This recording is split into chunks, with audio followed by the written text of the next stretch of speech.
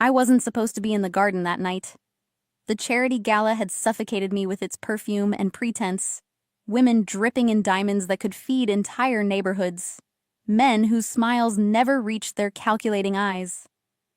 I'd slipped through the French doors onto the terrace of the estate, then down the stone steps into what I thought would be empty darkness. But the crying stopped me cold. A child's sob, raw and gasping, coming from somewhere beyond the sculpted hedges. My first instinct screamed, "Not your business, Elena." I was a translator hired for the evening, nothing more. But the sound twisted something in my chest, a memory of my own childhood tears that no one had ever answered. I followed the stone path deeper into the garden, where fairy lights gave way to shadows thick as velvet. The October air bit through my thin cocktail dress, raising goosebumps along my arms. Somewhere a fountain whispered. The crying grew louder. Then I saw her. A little girl, maybe 4 years old, curled against the base of a marble statue. Her dark hair fell in tangles around her face, and she clutched something, a stuffed rabbit, I realized, against her chest like a shield. She wore a white nightgown, her small feet bare against the cold stone. "Malaya," I whispered, using the Russian endearment without thinking. "Sweetheart." Her head snapped up. In the dim light, her eyes were enormous, dark as wells. She didn't speak, just stared at me with an expression too old for her face, wary, assessing, afraid but not surprised. I crouched down slowly, the way you would approach a wounded animal. "Are you lost?" She shook her head. Her crying had stopped, but her breath still hitched in her throat. "Are you hurt?" Another shake. "Do you speak English?" I tried. Nothing. But something in her posture shifted when I'd used the Russian word before. A test, then. "Ty ponimaешь po-russki?" Do you understand Russian?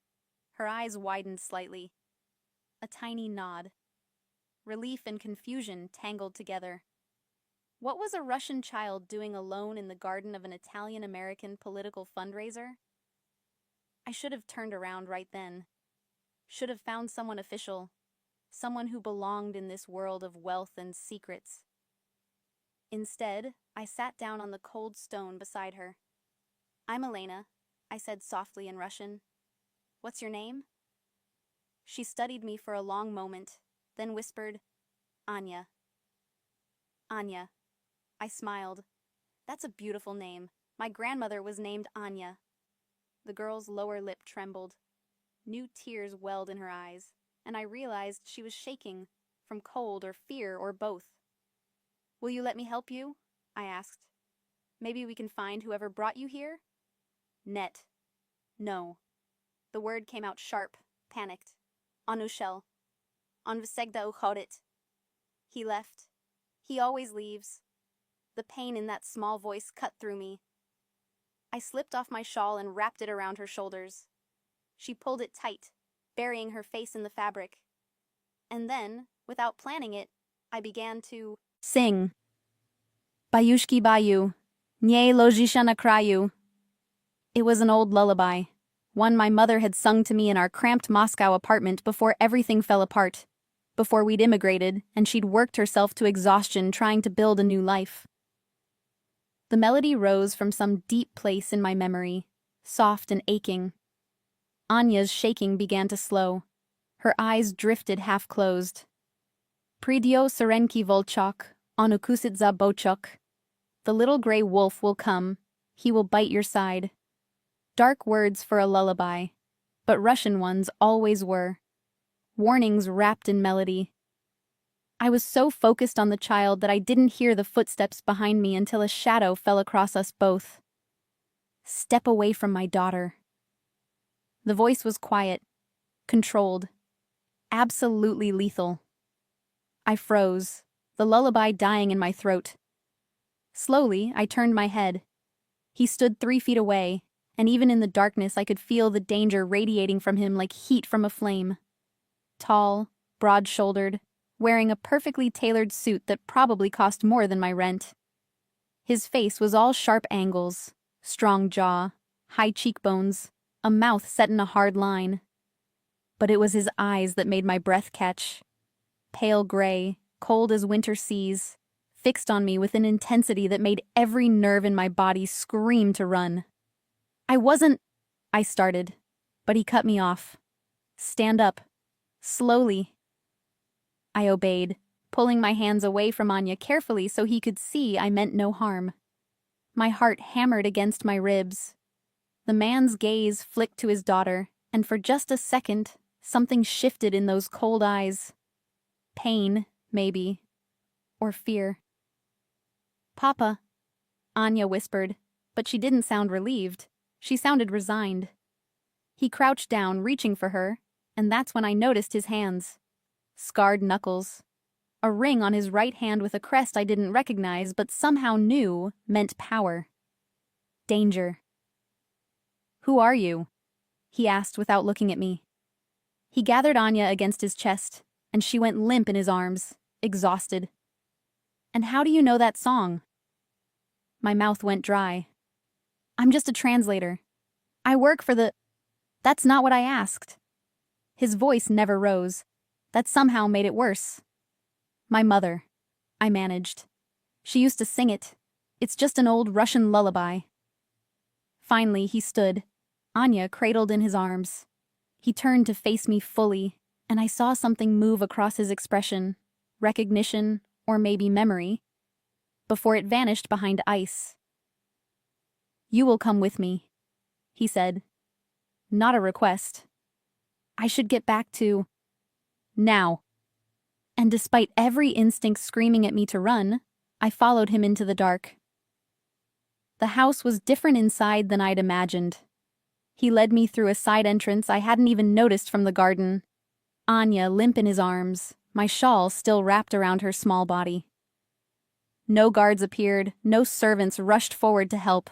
Just silence and shadows and the echo of our footsteps on marble floors. I should have been terrified. Part of me was. But another part, the part that had always gotten me into trouble, burned with questions I knew better than to ask. We passed through a hallway lined with paintings that probably cost more than most people earned in a lifetime. Old masters, I thought, though I was no expert. The dim lighting cast everything in shades of amber and gold, warm colors that somehow made the space feel colder. He stopped at a heavy wooden door, shifted Anya's weight in his arms, and pushed it open with his shoulder. A study, I realized as he gestured for me to enter first. Books lined 2 walls floor to ceiling. A massive desk dominated the center, and a fire crackled in an ornate fireplace that looked original to whatever century this mansion had been built in.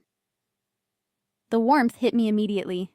I hadn't realized how cold I'd gotten outside. "Sit," he said, nodding toward a leather chair near the fire. I sat, watched as he carried Anya to a large sofa against the far wall, laying her down gently and tucking a cashmere throw around her. His movements were careful, practiced, and completely at odds with the danger I'd felt in the garden. Anya's eyes were already closed, her breathing evening out. She looked so small against the dark leather. He straightened, studying his daughter for a long moment, and I caught a glimpse of something raw in his profile before he turned back to me. The coldness snapped back into place like a mask. "You will tell me exactly who you are, and why you were with my daughter." I wrapped my arms around myself, suddenly aware of how exposed I felt in my cocktail dress without the shawl. "My name is Elena Volkov. I was hired by the event coordinator to translate for the Russian delegation tonight. I stepped outside for air and heard crying. That's all." "Volkov." His eyes narrowed slightly. "Moscow?" "Originally. We immigrated when I was 12. He moved to the desk, poured 2 glasses of something amber from a crystal decanter. Brought one to me. I didn't take it. "It's whiskey," he said flatly. "Not poison. You're shaking." I was. I accepted the glass, let the burn of expensive alcohol spread through my chest. He remained standing, looking down at me with those unsettling pale eyes. "The song," he said. "Where did your mother learn it?" "I don't know. She sang it when I was young, before—" I stopped, unsure why I was telling him anything. "Before she died. It was just something I remembered." Something flickered across his face, too fast to read. He turned away, walking to the window that overlooked the dark garden. "Anya doesn't speak," he said quietly. "To anyone. Not since her mother died 2 years ago." The words landed like stones in still water. I looked at the sleeping child, understanding suddenly why she'd only nodded and shaken her head. "She spoke tonight," he continued. "When you asked her name. When she said I always leave." His jaw tightened. "Those are the first words she's said in 23 months. I didn't know what to say to that. The weight of it pressed against my chest. "I didn't mean to intrude," I offered finally. "I just wanted to help." "Help!" He said the word like it tasted bitter. "Do you know where you are, Miss Volkov? Whose house this is?" "Some kind of fundraiser. Political donors, I think. The coordinator didn't give details." "No." He turned back to face me, and something in his expression made my stomach drop. "She wouldn't have. Victor Corso doesn't advertise his business." The name meant nothing to me for a heartbeat. Then memory clicked into place. Whispered conversations I'd translated, names mentioned in careful tones. The way certain men at the party had deferred to others with a specific kind of fear disguised as respect. Victor Corso. I'd heard that name before, in contexts that made people nervous. "You're—" I couldn't finish the sentence. "Not who you thought you were following into a study, I imagine." He took a slow sip of his whiskey, watching me over the rim of the glass. "Most people would be running by now." "Should I be?" The question surprised us both. His eyebrow lifted slightly, the first break in his controlled expression. "That depends," he said, "on what you plan to do with what you've seen tonight." "I saw a little girl who was scared and cold. That's all." "You saw my daughter. You heard her speak. You know she was alone in the garden while I was conducting business." His voice remained level, but I heard the edge beneath it now. "Those are dangerous things to know." The fire crackled. Anya shifted slightly in her sleep, murmuring something too soft to hear. "I'm a translator," I said, meeting his eyes. "I keep confidences for a living. What people say in meetings, what I overhear, it stays private. That's why I'm hired." "And what makes you think that's enough?" "Because if you wanted to threaten me, you already would have." The words came out steadier than I felt. "You brought me here, gave me whiskey. You're trying to decide if I'm a problem or something else." For a long moment, he just looked at me. Then something shifted in his expression. Not warmth, but something like recognition. "You're observant," he said. "That's either useful or dangerous." "Which is it?" "I haven't decided." He crossed back to the desk, set down his glass with a soft click. When he looked at me again, his face was unreadable. "How often do you work events like tonight?" The question caught me off guard. 2, maybe 3 times a month. "Why?" "Because I need a translator," he said. "Someone who speaks Russian like a native. Someone who understands discretion." He paused. "Someone my daughter doesn't hate." My heart hammered. "I don't understand." "You will," he said. "If you come back tomorrow." I should have said no. Every rational part of my brain screamed it as I stood outside the iron gates the next evening, my finger hovering over the intercom button. The address he'd written on thick cardstock, no name, just numbers and a street in a neighborhood where people like me didn't belong, had led me to a fortress disguised as a historic estate. But I kept seeing Anya's face, kept hearing those first fragile words she'd spoken after 2 years of silence. He always leaves. I pressed the button. The gate swung open silently. No voice through the intercom. No questions. As if I'd been expected. The driveway curved through manicured grounds, gas lamps already lit against the autumn dusk. The mansion loomed ahead, all stone and iron and old money. A different entrance this time, the main one, wide steps leading to double doors that opened before I could knock. A woman stood there, 60-something, steel-gray hair pulled into a severe bun. She looked me up and down with the kind of assessment that missed nothing. "Miss Volkov," she said in accented English. Russian, I realized. "Projdemte." "Come in." I followed her through an entrance hall that could have swallowed my entire apartment. Crystal chandeliers, more paintings, a staircase that split in 2 directions like something from a film. She led me down a corridor different from the one last night, her sensible shoes clicking against polished wood. "Mr. Corso is in a meeting," she said without looking back. "Anya is in the conservatory. She's been waiting since 4 o'clock. Guilt stabbed through me. I wasn't sure what time. She knows when the sun starts to set. The woman stopped at a glass-paneled door, her expression softening fractionally. She watches it from her window. Every day, she watches. The words carried weight I didn't fully understand yet. She opened the door to reveal a room filled with light, a glass-walled conservatory where the last rays of sun poured through like liquid gold. Plants grew in careful arrangements, palms and ferns, and flowers I couldn't name. And in the center, at a small table, sat Anya. She looked up when we entered. Her dark hair had been brushed until it shined, held back with a velvet ribbon. She wore a simple dress, white with blue flowers, and clutched that same stuffed rabbit from last night. Our eyes met.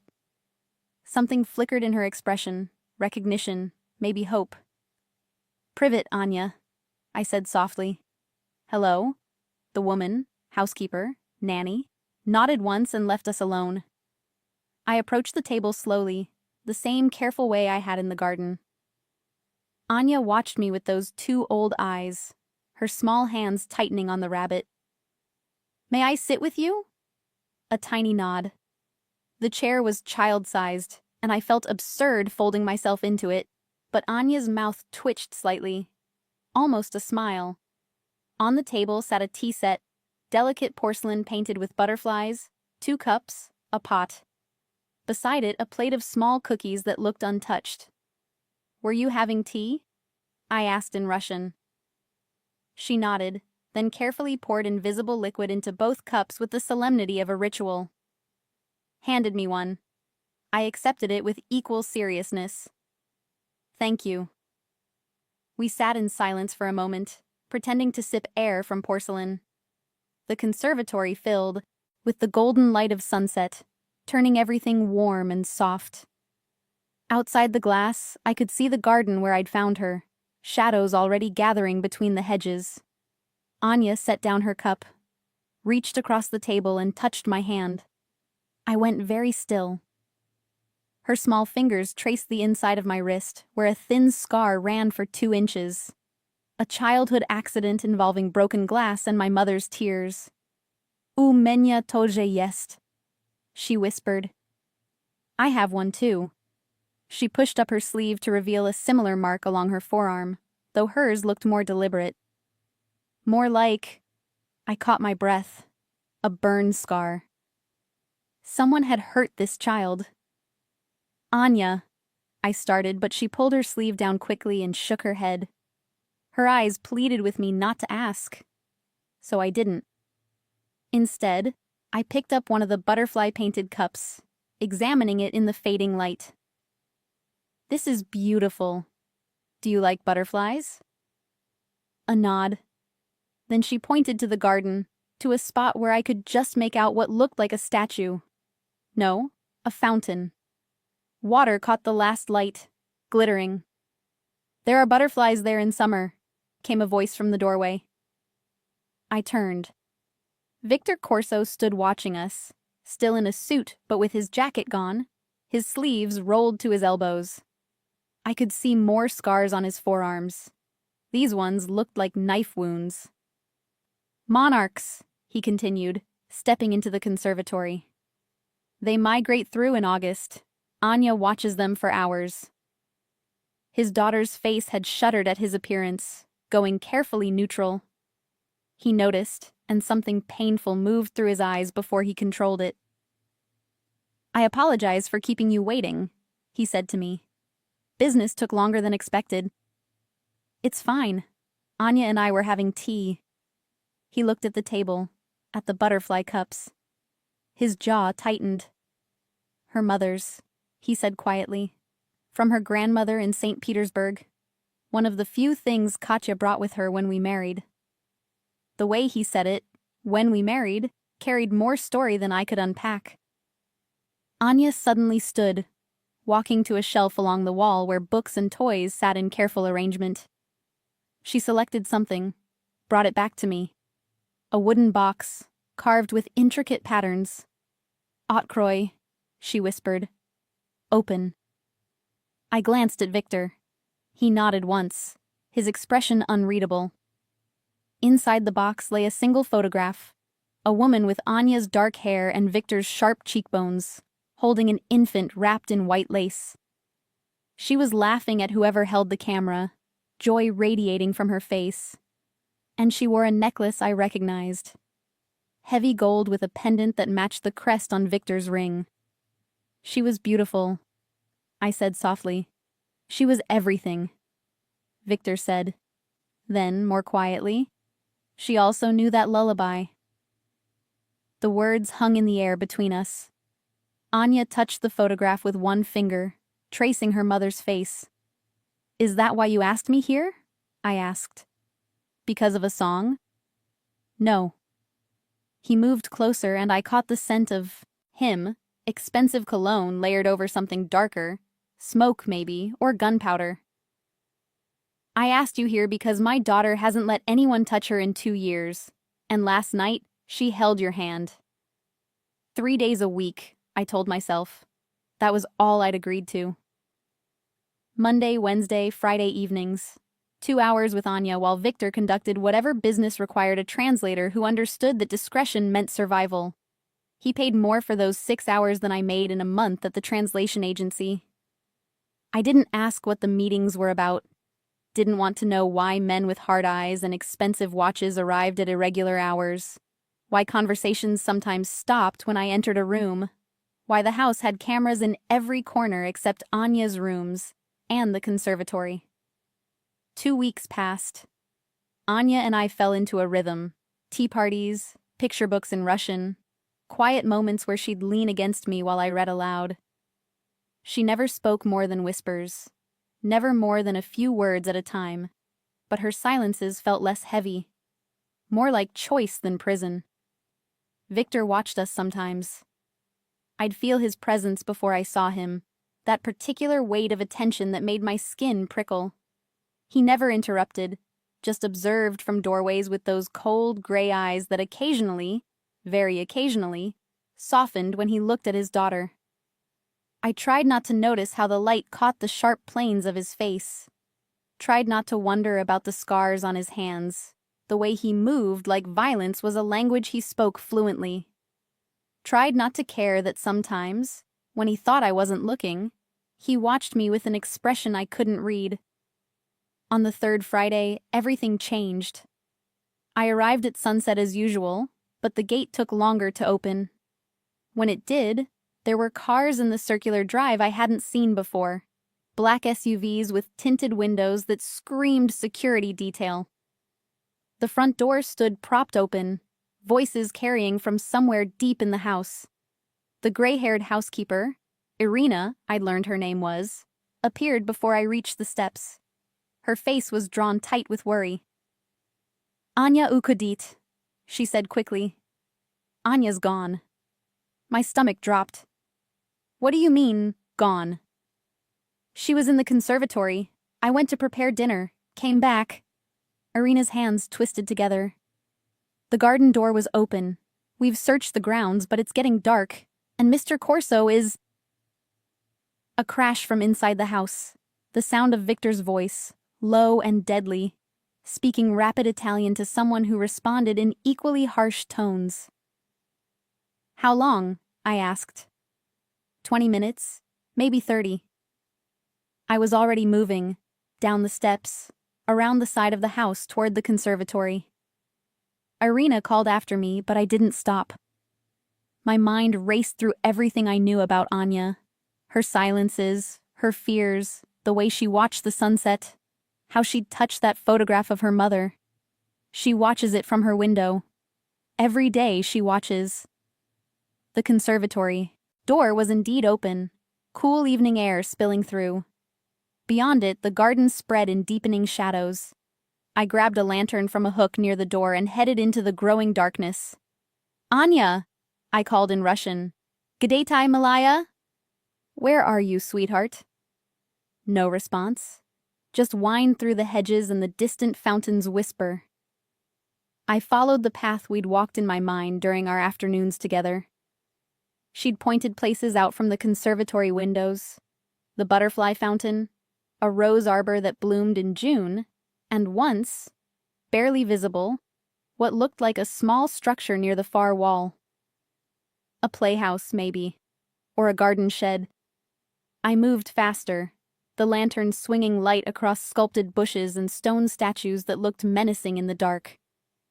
Behind me, I heard more voices, the security teams spreading out, calling instructions to each other. The structure appeared through the gloom, a small stone building with a peaked roof, half covered in ivy. Not a playhouse. Too old, too solid. A folly, maybe, from when the estate was built. The door stood slightly ajar. Anya? I kept my voice soft, non-threatening. It's Elena. May I come in? For a long moment, nothing. Then, so quietly I almost missed it. Da. Yes. I pushed the door open carefully. The lantern light revealed a single room, mostly empty except for a stone bench built into one wall and leaves that had blown in through cracks in the ceiling. And there, curled in the corner, was Anya. She'd been crying. Her face was streaked with tears. Her rabbit clutched so tightly her knuckles showed white even in the dim light. I set the lantern down and sat on the cold floor a few feet away from her, giving her space. Everyone is worried about you, I said gently. She shook her head violently. Your papa is looking for you. Irina, too. On Zabel, she whispered. He forgot. Forgot what, sweetheart? Mama's den rojdenia. Mama's birthday.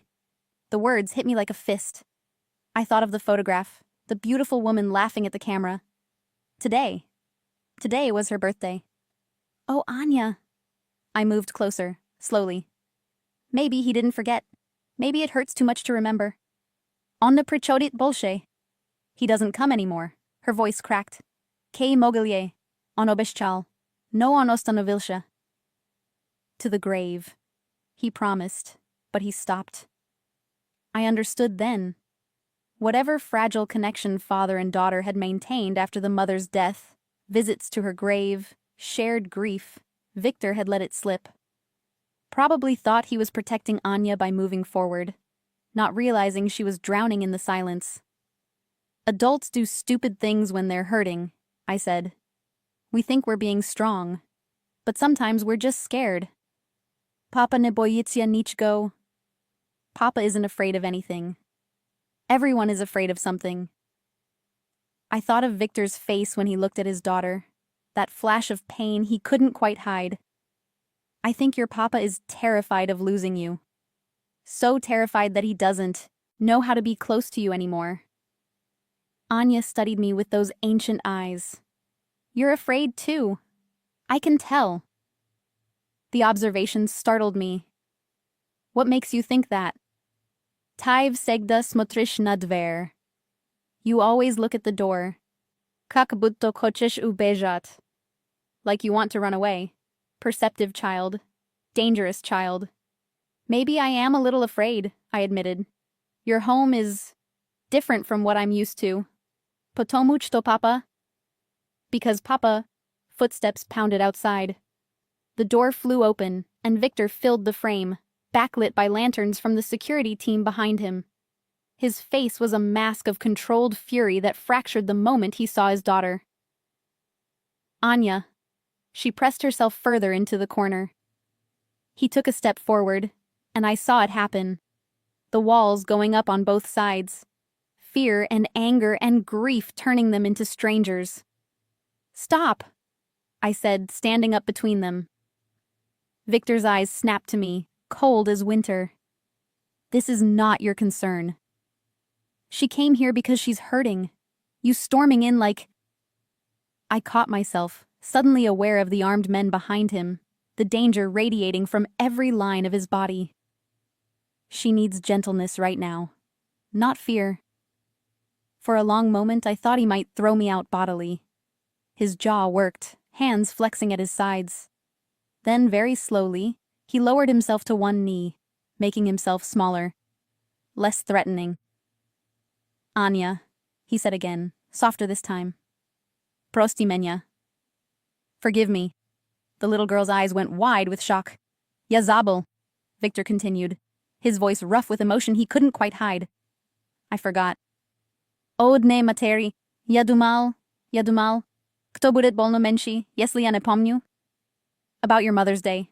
I thought it would hurt less if I didn't remember. No bolshin estalo, Anya whispered.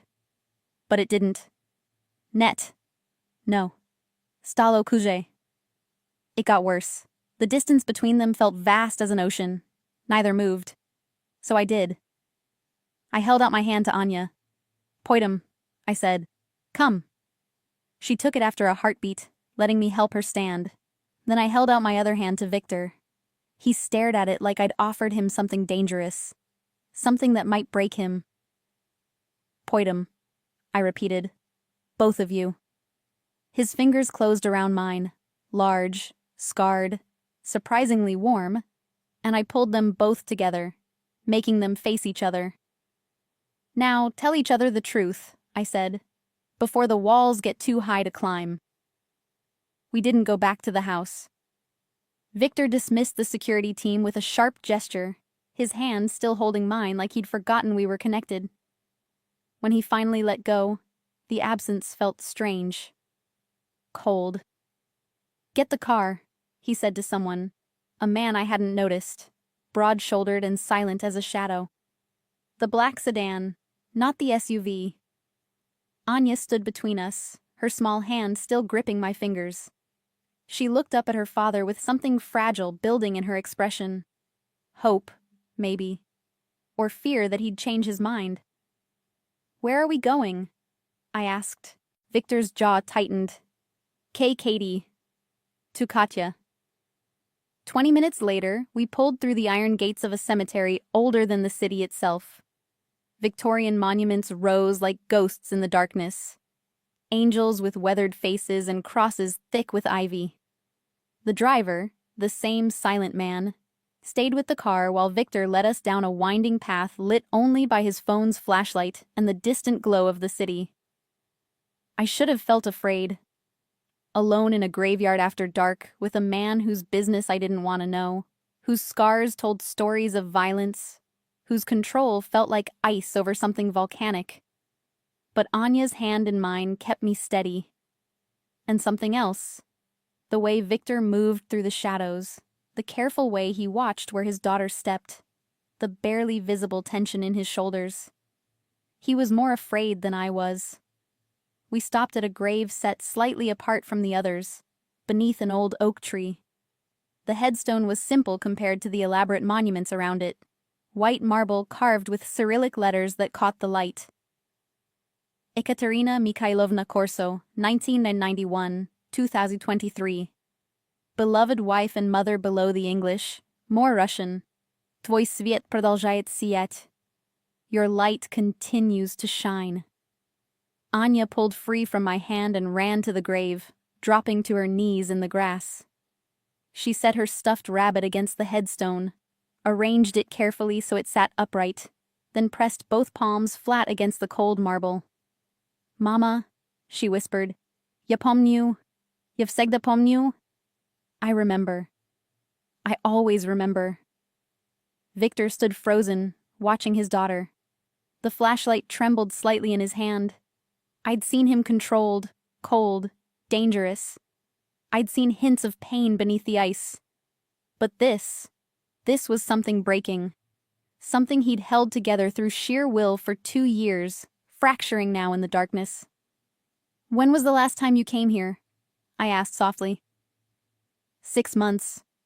His voice was barely audible. Maybe 7. I kept making excuses, work, security concerns. The truth is... He stopped, swallowed hard. The truth is, I couldn't look at her name carved in stone anymore. But Anya needed to. Yes. The word came out like gravel. My daughter needed her father, and I gave her absence, just like I gave Katya. The bitterness in his tone made me look at him sharply. "What do you mean?" He was silent for a long moment, watching Anya trace the Russian letters with one small finger. Then, "I wasn't there when she died. I was in Chicago, closing a business deal that couldn't wait. Or, so I told myself. Katya called me that morning, said she wasn't feeling well. Headache, nausea.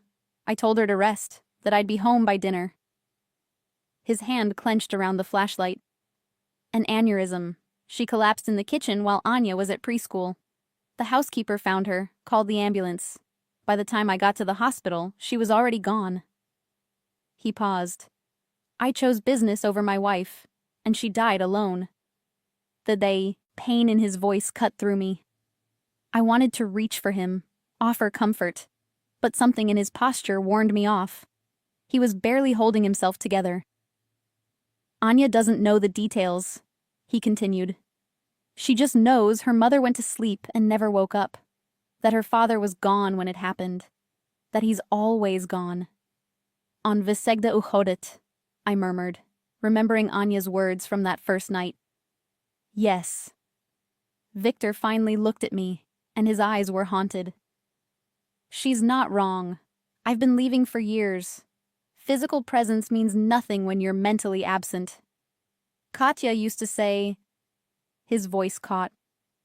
"She used to say I was married to my work, and she was just the mistress I came home to." "Did you love her?" The question escaped before I could stop it. Too personal. Too intimate. But Victor didn't seem angry. "Yes." Simple. Final. "Not at first. Ours was an arranged marriage. Her father and mine had business interests that aligned. I was 26, she was 22, and we barely knew each other when we married. But she..." Something softened in his expression. "She was stubborn, refused to let me keep her at a distance. She learned to read me, to break through the walls I'd spent my whole life building. And somewhere in year 3, I realized I couldn't imagine existing without her." He turned back to the grave where Anya had begun pulling dead leaves away from the base of the headstone, tidying. "When she died, I reverted," Victor said. "Back to walls, back to distance. I thought if I stayed cold enough, stayed busy enough, it wouldn't hurt as much. I didn't realize I was killing what was left of her. The life we made together. The child who needed her father to prove that love still existed." "You're here now," I said quietly. "Because you made me come." "No. Because your daughter gave you an opening and you took it. That counts for something." Victor studied me in the darkness, and I felt that intensity again, the weight of his attention like a physical thing. "Why do you care, Elena? You're paid to translate, to sit with Anya a few hours a week, not to fix my failures as a father." "I'm not trying to fix anything." I wrapped my arms around myself, the night air cutting through my jacket. I see a little girl who's drowning and a father who doesn't know how to throw her a rope. And maybe I know what that feels like." Your mother. I nodded. She worked herself to death trying to give me a better life in America. 17-hour days, 2 jobs, barely slept. I was 16 when her heart gave out. I was at school. Didn't even get to say goodbye. The old grief tightened in my chest. For years, I was angry at her for leaving me. Took me a long time to understand that love and presence aren't always the same thing. That she did the best she could with what she had. And you think I'm doing my best? I think you're trying. Tonight, in that garden folly, when you got on your knee and apologized in Russian, that took more courage than whatever violence you do in your business meetings. A sound escaped him. Not quite a laugh. More like pain finding voice. You assume violence. Your hands tell stories, I said. And I've translated enough careful conversations to know when people are discussing things that aren't quite legal. And that doesn't frighten you? It should have. It absolutely should have. Instead, I found myself saying, what frightens me is seeing a child lose her father while he's still alive. Anya's voice cut through the darkness, speaking to the headstone in whispered Russian. Mama, ya privela papa nazad. I pomoshchnitsu Elena. Ona poet tvoj kolibel nuyu. Mama, I brought Papa back. And a helper, Elena. She sings your lullaby. Victor went very still. Helper, he repeated softly. Is that what you are?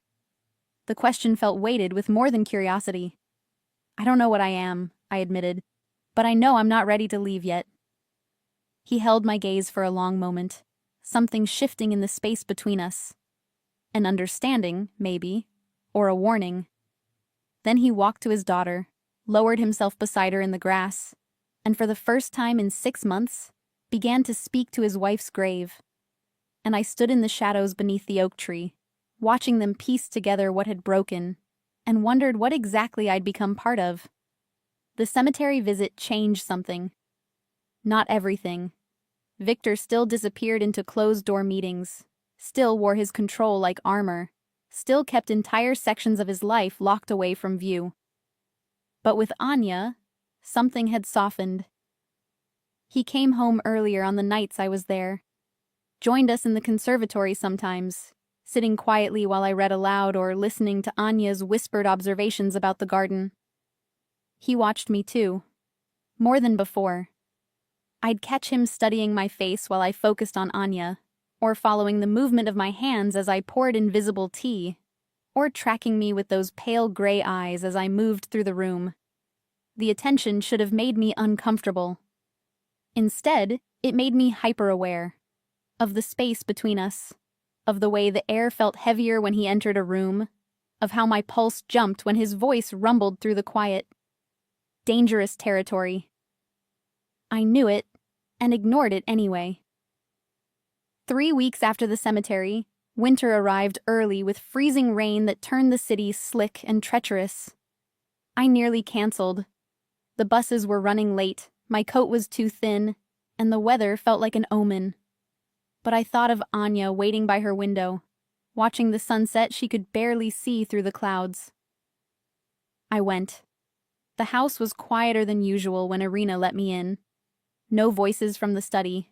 No cars in the drive except Victor's sedan. He sent everyone home early, Irina explained, taking my dripping coat. The roads are getting worse. You should have stayed home too. Is Anya? In the conservatory. Where else? But Irina's mouth softened. She's been painting. You'll see. I found Anya at her small table, surrounded by paper and watercolors. Her dark hair was pulled back with clips, and she'd managed to get paint on her nose. When she saw me, her face lit up in a way that still surprised me. The transformation from that silent, wary child I'd found crying in the garden. Elena. She held up a painting. Abstract swirls of purple and blue with gold dots scattered throughout. Smotri, nochnie babochki. Look, night butterflies. It's beautiful, I said, settling into my usual chair. Did you imagine them, or are they real? Mama govorila, что они существуют. Mama said they exist. Oni letayut tolko kogda my не смотрим. They only fly when we're not looking. Magic butterflies. Secret things that existed in the space between seeing and believing. I wondered if Katya had meant it literally or as metaphor. Beauty that appears only when you stop searching for it. Maybe we'll see them someday, I said. Anya considered this seriously, then returned to her painting. I watched her work, the careful way she loaded her brush, the small tongue peeking from the corner of her mouth in concentration. So different from the traumatized child who'd hidden in the garden folly. She trusts you. Victor's voice made me turn. He stood in the doorway, hair slightly damp from rain, his suit jacket discarded somewhere. In shirt sleeves and suspenders, he looked less like a crime lord and more like a man exhausted by the weight of his own life. She's learning to trust again, I said. There's a difference.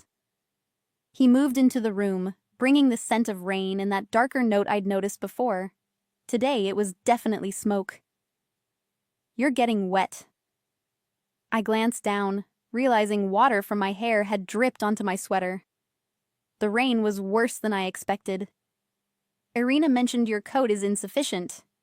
It wasn't a question. Why didn't you call? I would have sent a car. I don't have your number. Something flickered across his face. Surprise, maybe, that he'd overlooked something so basic. That should be corrected.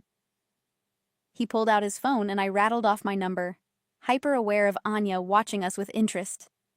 When his phone buzzed in my pocket a moment later, I looked at the message. This is Victor Corso.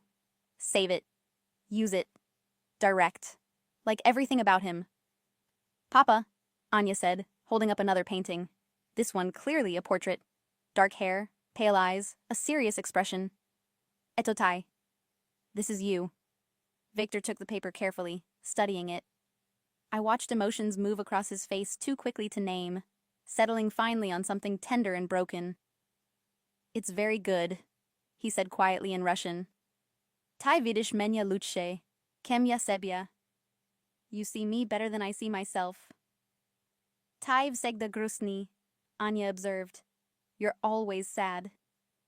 Даже когда улыбаешься. Even when you smile. The observation hung in the air. Victor set the painting down, crouched beside his daughter's chair, and for a moment thought he might deflect. Instead, he said, Da, je grusny. No kogda tis des? I kogda Elena's des, menshi. Yes, I'm sad. But when you're here, and when Elena's here, less. My breath caught. Anya's eyes widened, and she threw her arms around her father's neck. Sudden, impulsive, the first truly childlike gesture I'd seen from her. Victor's arms came up automatically, holding her tight, his face pressed into her hair. I looked away, giving them privacy. Through the conservatory glass, I could see rain streaming down, distorting the garden into abstract shapes. The world outside felt very far away. When I glanced back, Victor was watching me over Anya's shoulder. The intensity in his gaze made heat crawl up my neck. Elena? Anya said, pulling back from her father. Ostaisia na ujin. Stay for dinner. I opened my mouth to decline. I always left before dinner, maintaining that boundary between hired help and family, but Victor spoke first. Yes, he said. Stay. Not a question, not quite a command. Something in between. The roads are dangerous, he continued, standing. And Irina has made too much food anyway. It would please Anya. The way he said it, please Anya, as if his own wants didn't factor in. But his eyes told a different story. All right, I heard myself say. Thank you. Dinner was strange and ordinary at once. We ate in a small dining room I hadn't seen before, more intimate than the formal spaces I'd glimpsed in passing. Irina served beef stew and fresh bread, and Anya chattered more than I'd ever heard her, telling her father about the books we'd read, the games we'd played, the butterflies she expected to see when spring came. Victor listened with complete attention, asking questions, engaging fully. This version of him, present, gentle, almost relaxed, made my chest ache. This was who he could be without the weight of whatever darkness he carried into those business meetings. After dinner, Anya wanted to show her father a new puzzle in the conservatory. I started to excuse myself, but Victor's hand caught my wrist. "Wait," he said quietly. "Please." Anya ran ahead, and we stood alone in the hallway. His thumb rested against my pulse point. Whether intentionally or not, I couldn't tell. But I knew he could feel my heart racing. "I need to tell you something," he said, "before you become more involved than you already are." Dread pooled in my stomach. "Victor." "Not here." He glanced toward the conservatory, where Anya was calling for us. "Tomorrow. Come earlier. 4 o'clock. I'll explain everything." "Everything about what?" "About why Katya died." His expression hardened. "And why someone just took photographs of you entering my house." The world tilted. "What?" "The man across the street. Telephoto lens. He's been there the last 3 times you visited."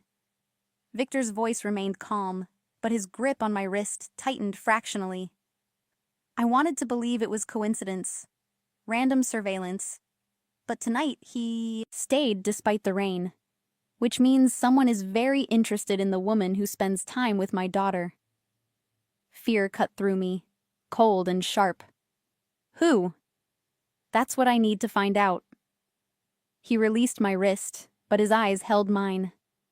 "If you want to leave now, walk away, I'll understand. I'll pay you through the end of the month and ensure you're protected. But if you stay..." "Papa, Elena." Anya's voice carried from the conservatory, impatient and happy. "If I stay?" I prompted. Victor's jaw worked. "Then you become part of this, part of the danger that follows my family, and I can't guarantee I can keep you safe." I didn't sleep that night. Every sound in my small apartment became a threat. Footsteps in the hallway, car doors slamming on the street below, the creak of old pipes that suddenly sounded like someone moving through walls. I kept seeing that moment in Victor's hallway, the careful control in his voice as he told me I was being watched, photographed. By 4 a.m., I'd convinced myself to walk away. By 6, I was angry, at Victor for pulling me into whatever darkness surrounded him, at myself for caring enough to stay. By noon, I was numb with exhaustion and the certainty that I was going to his house at 4 o'clock anyway. Because of Anya. That's what I told myself. Not because of the way Victor had looked at me. Not because his thumb on my pulse had felt like a brand. Not because some reckless part of me wanted to know his secrets, even if they destroyed me. The rain had stopped, leaving the city washed clean and brutally cold. I took 2 buses and walked the last 6 blocks, checking over my shoulder so many times I felt paranoid. No one followed. No photographers lurked. Just ordinary people living ordinary lives that didn't include mafia bosses and surveillance. The gate opened before I reached it. Victor stood in the driveway, hands in his coat pockets, watching me approach. In daylight, his face looked harder, all sharp angles and barely contained tension. "You came," he said. "You asked me to. I gave you an escape route." He studied my face like he was searching for something. "Most people would have taken it." "I'm not most people." Something flickered in his expression. Approval, maybe, or concern. He gestured toward the house. "Anya is with Irina. They're baking. This conversation needs to happen without her." He led me not to the conservatory or his study, but to a room I hadn't seen before. A library on the 2nd floor, smaller and more lived in than the formal spaces below. Books in multiple languages lined the walls, and a fire burned low in the hearth. Rain-streaked windows overlooked the garden where I'd first found Anya. Victor closed the door. Locked it. My pulse jumped. Is that necessary? Irina has instructions not to disturb us, but she's protective of Anya, and this conversation... He moved to a desk, retrieved a folder. This will be difficult to hear. He handed me the folder. Inside were photographs, the ones taken of me, I realized. Entering the house, walking through the gate. One showed me clearly through the conservatory glass, sitting with Anya. My face was visible, identifiable. Professional quality, Victor said. Expensive equipment. This isn't paparazzi or random surveillance. Someone paid for information about you. My hands trembled slightly. Who? That's complicated. He took the folder back, set it on the desk. To answer that, I need to explain what I do, what my family does, and that means breaking rules I've spent my entire life following. The Mafia, I said quietly, or whatever the Italian version is called here. La Familia. He didn't flinch from the word. 4th generation. My great-grandfather came from Sicily, built an empire on construction contracts and political connections. By my father's time, we'd diversified. Legitimate businesses mixed with less legitimate ones. I inherited both at 25 when he was killed. The casual way he said killed made my stomach turn.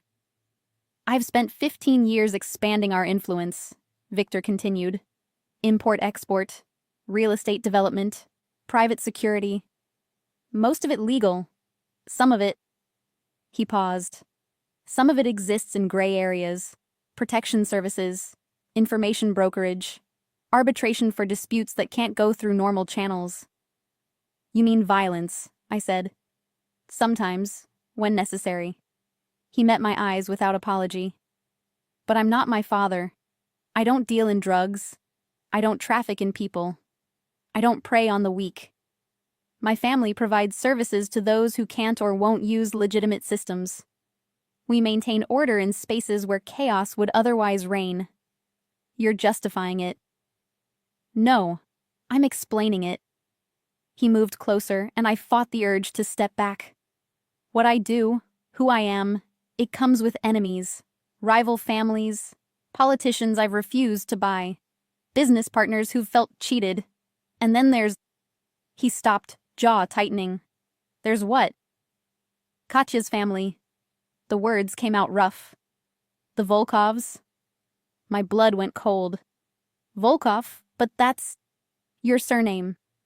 Yes. Victor's eyes searched my face. When you introduced yourself, I thought it was coincidence. Common enough name. But then you spoke Russian like a native, knew that Lullaby, had your mother's history. He pulled out another folder. I had you investigated. Thoroughly. Betrayal cut through me. I had to know. His voice remained steady, but something moved beneath it. Because Ekaterina Mikhailovna was also a Volkov, and her family never forgave me for her death. The room spun. I grabbed the back of a chair for support. I'm not related to her. We can't be. Not closely. Your family trees diverge 3 generations back. But the connection exists. He opened the second folder, revealing genealogical charts I couldn't process. Katya's father, Mikhail Volkov, runs one of the largest Russian organized crime syndicates on the East Coast. When she married me, it was supposed to unite our families, create peace between Russian and Italian interests. But it didn't. No, because I couldn't protect her. Raw pain flashed across his face. Mikhail believes I was negligent, that I chose business over his daughter's safety, that if I'd been home that morning instead of in Chicago, she'd still be alive. He's not entirely wrong. I thought of the cemetery, Victor's confession about absence and guilt. So he blames you. He wants me destroyed, everything I've built, taken apart piece by piece. But there are rules in our world. You don't kill made men without council approval. You don't start wars without majority support from the families. So instead, he watches. Waits for me to make a mistake. Looks for leverage. Understanding crashed over me. Anya. She's untouchable. Children are off limits, even in our world. But you... Victor's hands clenched into fists. A woman close to my daughter? A Volkov, even distantly? Someone who could be used as a message, a warning, a way to hurt me without breaking the most sacred rules? I'm leverage, I whispered. You're a target. The words hung between us like a death sentence.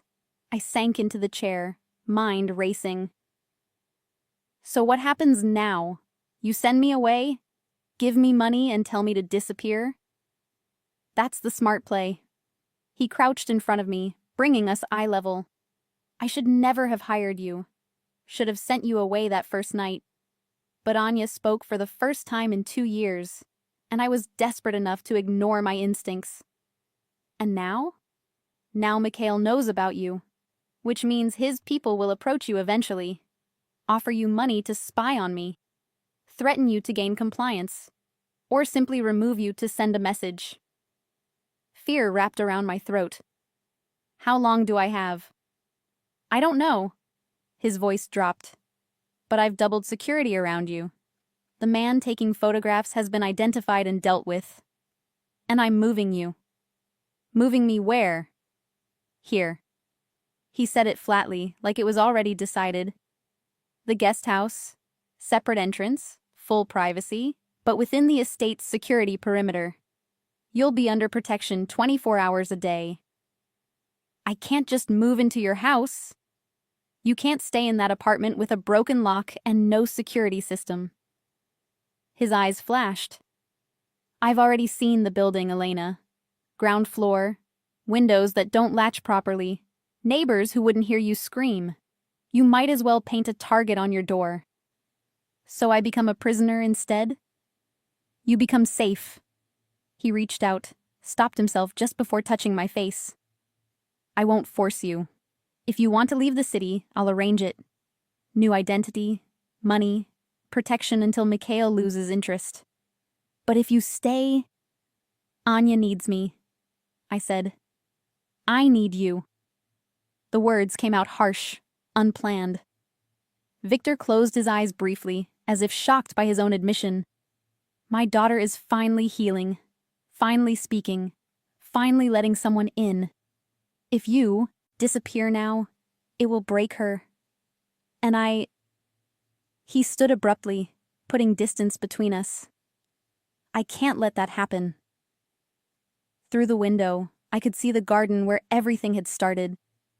The spot where I'd found a crying child and made a choice that had led me here, to locked rooms and dangerous secrets, and a man whose control was cracking. The guest house, I said quietly. How many rooms? Relief flashed across Victor's face before he controlled it. 2-bedroom, full kitchen, bathroom. Irina will have it ready by tomorrow. I want a key that only I have. And I want your word that I can leave whenever I choose. Done. And you tell me everything. No more secrets about what I'm walking into. Victor's jaw worked. Some things I can't share. For your protection. Then I walk away right now. We stared at each other, and I saw the moment he made his choice. The moment control surrendered to something more dangerous.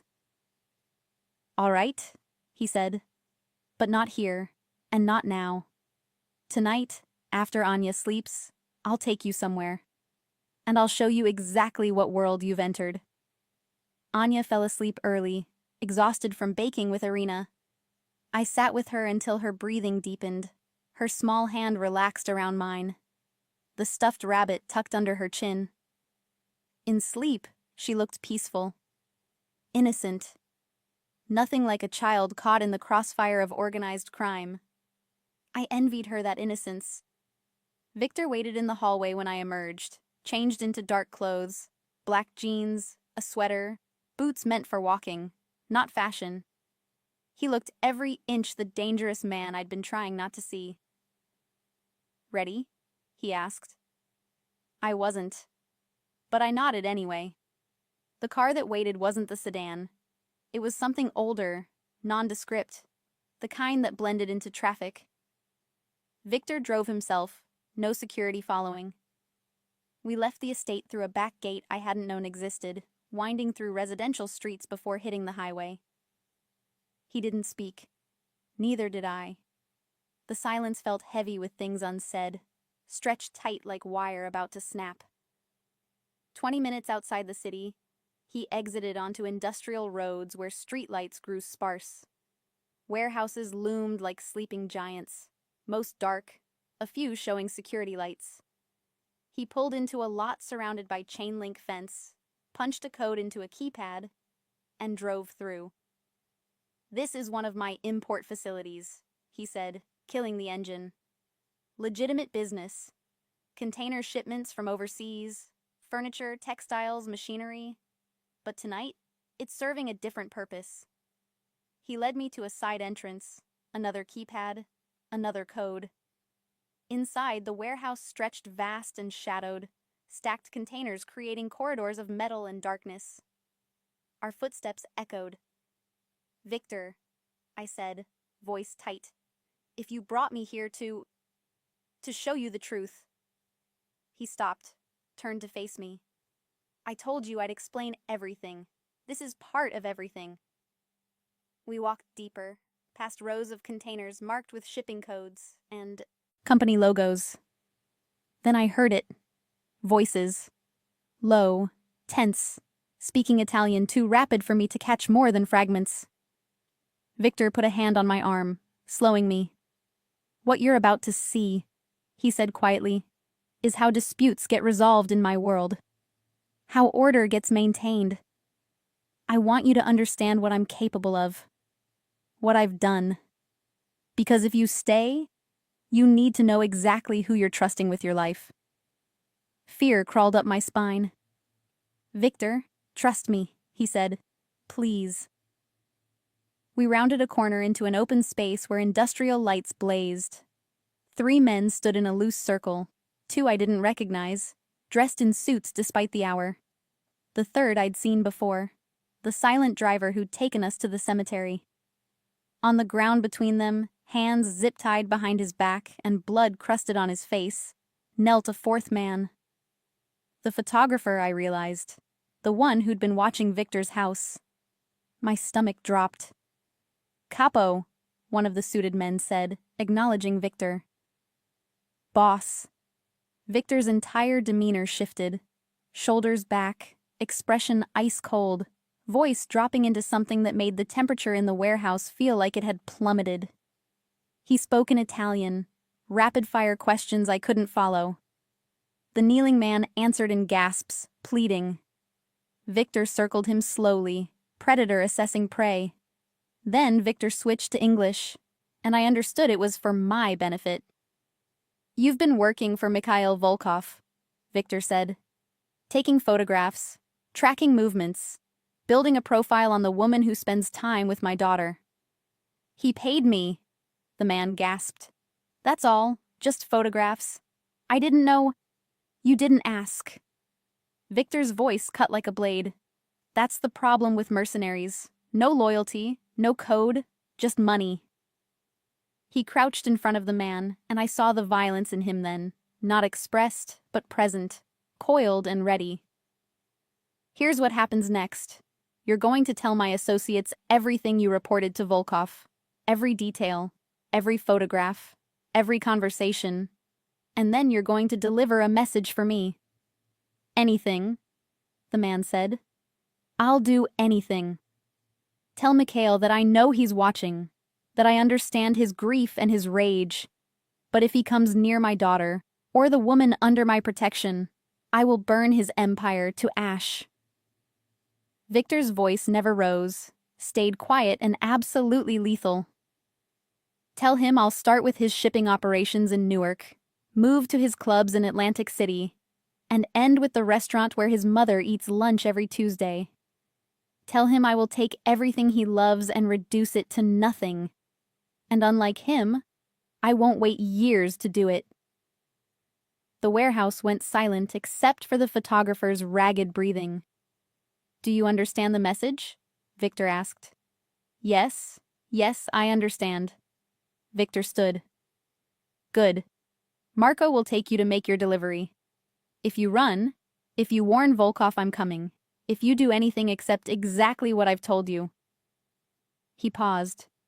Well, you've seen enough in this business to know what happens to people who disappoint me. He turned and walked away, leaving the photographer to his fate. I followed on shaking legs, back through the container corridors, back to the cool night air. Only when we reached the car did Victor's control crack slightly. He braced his hands on the hood, head down, breathing carefully. That's who I am, he said without looking at me. That's what I do. I threaten mothers. I burn empires. I ruin lives to protect what's mine. I should have been horrified, should have run. Instead, I heard myself ask, will you really hurt his mother? No. He finally looked up. Mikhail's mother is 83 and knows nothing about her son's business. But Mikhail doesn't know I know that. Fear is more effective than actual violence. It's why I'm still alive and my father isn't. The honesty was brutal, raw. The photographer, I said, what happens to him? He delivers the message and disappears with enough money to start over somewhere Mikhail can't find him. I'm not my father, Victor repeated. I don't kill for sport or pride, but I will do whatever necessary to protect my family. He opened the car door for me, and I got in without protest. As we drove back toward the city, I realized I'd crossed a line tonight. Seen too much. Knew too much. I'd become exactly what Victor had warned me about. Part of this. Part of him. Part of the darkness. We didn't go back to the estate. Victor drove in silence, tension radiating from him in waves. When he finally pulled over, we were at an overlook on the edge of the city. A small park closed after dark, empty except for us and the scattered lights below. He killed the engine. For a long moment, neither of us moved. Say it, he said finally. Whatever you're thinking, I'd rather hear it now. I'm not sure what I'm thinking. The truth. My mind felt fractured, trying to reconcile the man who'd threatened to burn empires with the one who'd knelt in a cemetery and apologized to his daughter in Russian. You're afraid of me. No. The word came out before I could think. I should be, but I'm not. He turned to look at me, and in the dim light from the dashboard, his face was all shadows. Then you're not as smart as I thought. Maybe not. I unbuckled my seatbelt, twisted to face him fully. Or maybe I see what you're trying so hard to hide. And what's that? That everything you do, the threats, the violence, the control, it's all armor. Protection for the parts of yourself that are breakable. I paused, pulse racing. You loved your wife. You love your daughter. And love makes you vulnerable, so you turned yourself into something that can't be hurt. His jaw tightened. Psychological analysis. How helpful. It's not analysis. It's recognition. I thought of my mother, working herself to death, building walls of exhaustion so she didn't have to feel how much she'd lost when we left Russia. I know what it looks like when someone can't afford to be weak. Victor's hands gripped the steering wheel, though we weren't moving. Katya used to say something similar, that I'd built a fortress so high I'd locked myself inside it. Did she get through? Eventually. Took her 3 years of refusing to accept my distance. She was... His voice caught. She was relentless, stubborn. She'd leave books in Russian on my desk, passages marked about men who confused strength with isolation. She'd sing while cooking, those old lullabies, until I couldn't help but listen. She made herself impossible to ignore. The way he spoke about her, present tense slipping to past, love and grief tangled together, made my chest ache. When she died, he continued quietly, I told myself I'd never let anyone in again, that Anya would be enough, that I could be her father without being... He stopped. without being human about it. Just provider, protector. Not someone who could be broken by loss again. But you can't parent from behind walls. No. The word was heavy with acceptance. I learned that too late. And then you appeared, singing her mother's lullaby, making Anya speak, forcing me to feel things I'd buried. He finally released the steering wheel, turning to face me. You've undone 2 years of careful control in less than 2 months. My breath caught at the intensity in his gaze. I should send you away, Victor said. Right now, give you money, new identity, protection, everything you need to disappear. That's the smart choice, the safe one. But you won't.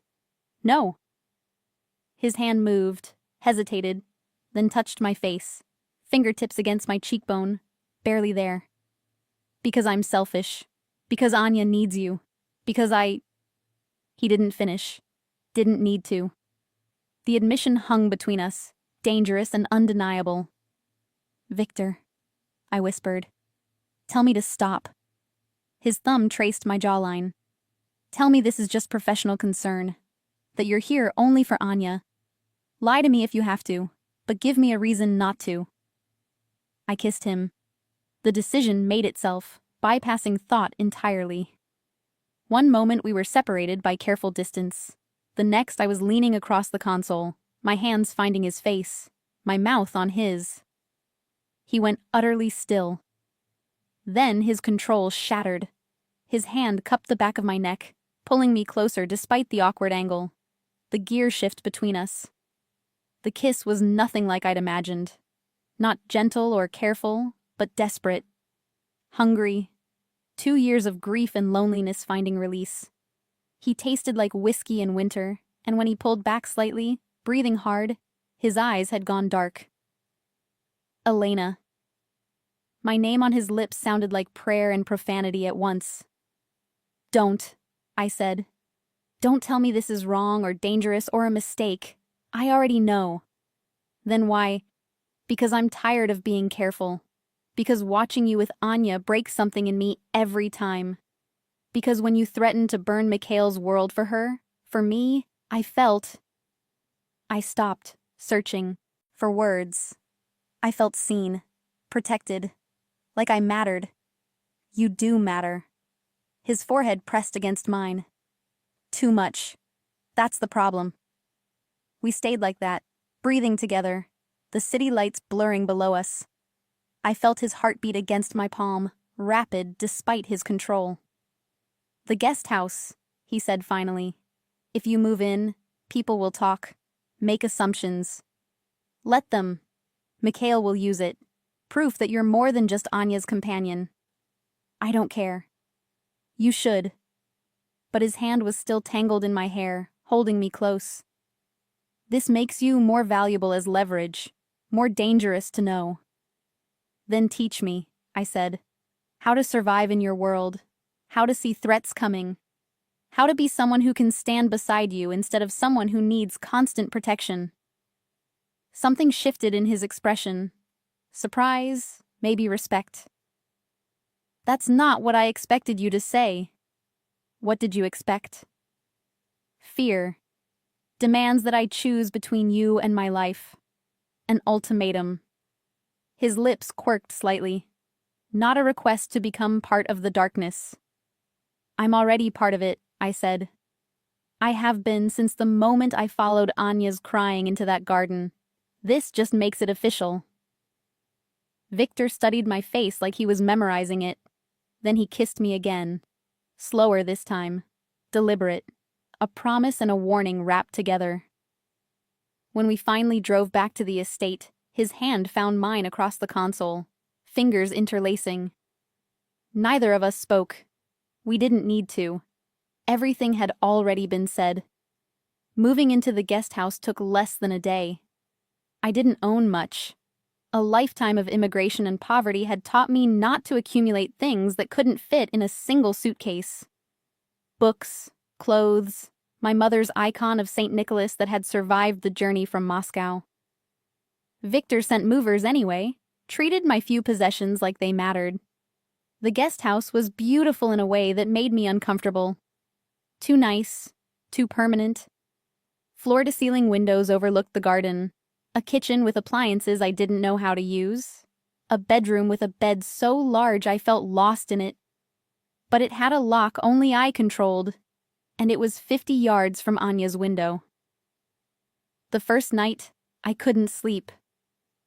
Lay in expensive sheets staring at the ceiling, replaying the kiss, the warehouse, the photographer's blood-crusted face, wondering what I'd become, wondering if I cared. At 3 a.m., my phone lit up. "Come to the main house.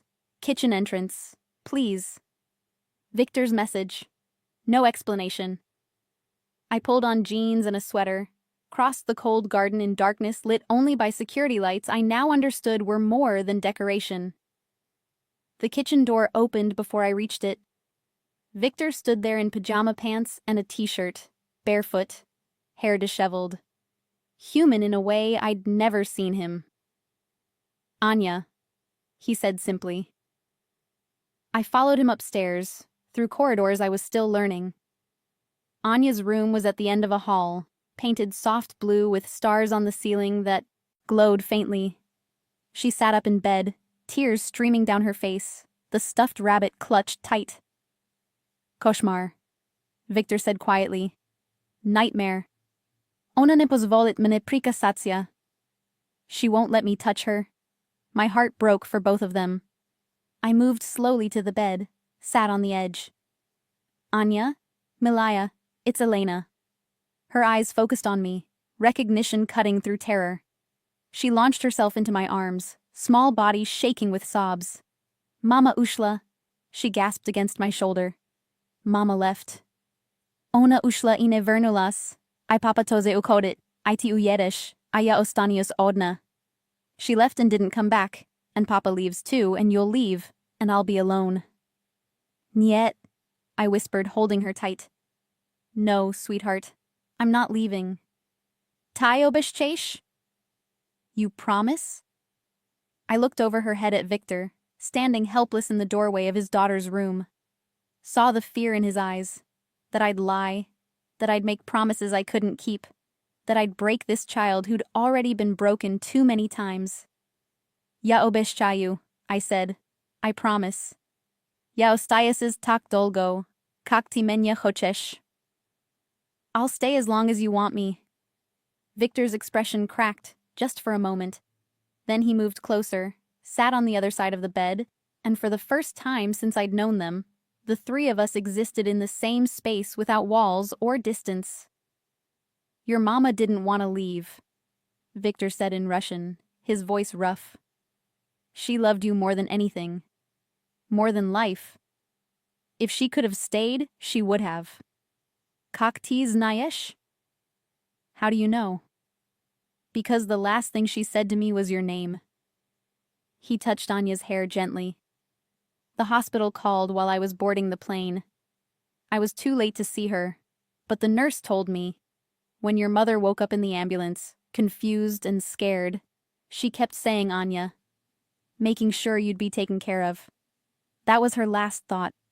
You. Anya's sobs softened into hiccups. "I thought she forgot about me." "Nikogda. Never. And I'm sorry I made you think I forgot too, that I left you alone with your grief." Victor's voice cracked. "I was so afraid of losing you the way I lost her that I held you at a distance. But that just hurt you more, didn't it?" A small nod against my shoulder.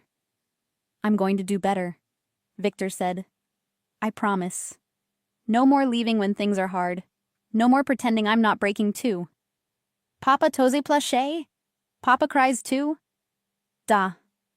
Yes. I just hide it better, but maybe I shouldn't." Anya pulled back from me slightly, looking at her father with wonder. Then she held out one small hand. Victor took it, and I saw wetness on his cheeks that he didn't bother to wipe away. "Sing," Anya whispered to me. "Mamin pesnu." Mama's song. So I sang the lullaby in the darkness, this man and this child holding on to each other while I gave them the only thing I had to give, my mother's voice through my throat. a melody that connected loss to love to survival. Bayushki bayu, nailojisha na kraju. Victor's free hand found mine somewhere in the second verse. We sat like that, connected, until Anya's breathing evened out into sleep. "Don't move," Victor whispered when I started to pull away. "Please." So we stayed, holding his daughter between us until the first light of dawn crept through the windows and the stars on the ceiling faded into morning. When Anya finally stirred, she smiled before her eyes opened, the first time I'd seen that, waking happy instead of afraid. "Ta ostalsia," she murmured to her father. "You stayed." "Ja всегда буду оставаться," he promised. "I will always stay." She looked at me, then back to Victor, and said with perfect clarity, "Are you going to marry Elena?" Victor choked on air. I felt heat flood my face. But Anya just blinked at us, innocent and knowing at once. "Anya," Victor started. "Mama said you'd know when you found someone who made the walls come down." She yawned, stretching. "Your walls are down with Elena. I can tell." Out of the mouths of children came truths that shattered carefully constructed realities. Victor looked at me, and I looked back, and something unspoken passed between us. Not now. Not yet. But maybe. Possibly. If we survived what was coming. "How about breakfast first?" I managed. "Before we plan weddings." Anya giggled, an actual giggle, and the sound was worth every dangerous choice I'd made. Worth everything.